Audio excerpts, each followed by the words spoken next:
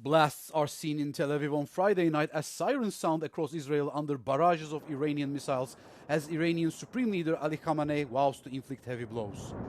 The Israel Defense Forces announced that the whole country is under fire from projectiles coming from Iran and Yemen. Several Israelis are wounded, according to the Israeli media. The attack is Iran's retaliation for a massive wave of Israeli airstrikes overnight, which hit over 200 targets. Anticipating this response, Israel had already developed reservists and warned its citizens to stay near protected areas and shelters.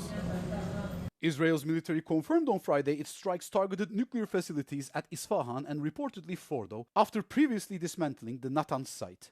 The Israeli strikes also killed several of Iran's top military leaders, including its chief of staff and senior figures in the Revolutionary Guard.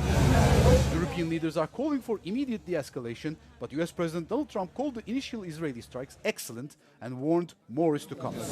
Iran has called for an emergency UN Security Council meeting.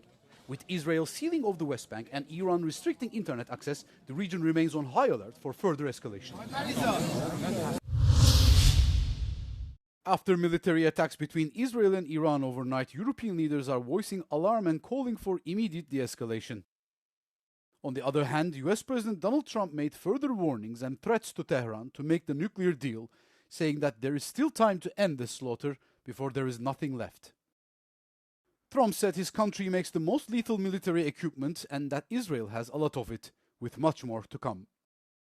On Friday, British Prime Minister Keir Starmer urged all parties to step back while his Dutch counterpart Dick Schoof said de-escalation is necessary. German Chancellor Friedrich Merz convened his security cabinet, warning of the threat posed by Iran's nuclear program and vowing to use diplomatic means. From Brussels, EU Commission President Ursula von der Leyen called the news deeply alarming and urged maximum restraint. France, Finland and Ireland echoed calls to end the cycle of violence and return to diplomacy. Meanwhile, thousands of Iranians took the streets in the capital to protest the attacks, demanding revenge and chanting slogans against Israel and the United States. The crisis erupts just 2 days before G7 leaders meet in Canada, where it's now expected to top the agenda.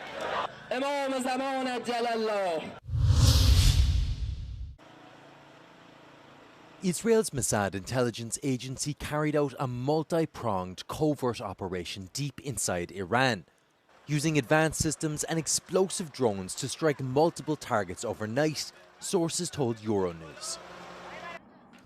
Mossad deployed systems equipped with precision-guided weaponry deep inside Iranian territory, a source from Israeli intelligence told Euronews on condition of anonymity. These systems were activated as the Israeli military offensive began, launching precision-guided missiles at pre-selected targets. In a separate operation, Mossad secretly installed strike systems designed to neutralize Iranian air defenses that, according to Israel, posed a threat to its fighter jets. A third operation was mounted in which Mossad established a base for launching explosive drones deep inside Iran. During the attack, these drones were launched from that base towards a nearby military installation. It's chaos for international air travelers as the military escalation between Iran and Israel prompted multiple airspace closures and dozens of flight cancellations. Tel Aviv's Ben Gurion airport has been shut down until further notice. Israel's flag carrier El Al Airlines has suspended all flights to and from the country, adding that it was moving some of its planes abroad. Other major carriers, including Air France, Emirates, Lufthansa, United and Delta have cancelled flights to the region. Iran too halted all inbound and outbound traffic from its Imam Khomeini International Airport.